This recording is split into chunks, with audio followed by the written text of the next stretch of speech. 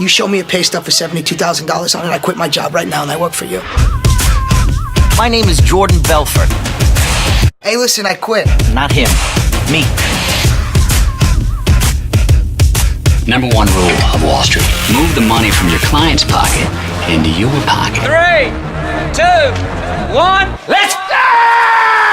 The year I turned 26, I made $49 million. Was all this legal? Absolutely not. Provo presents The Wolf of Wall Street. April 26th, Sunday at 1 and 9 p.m. Show goes the Only on Movies Now.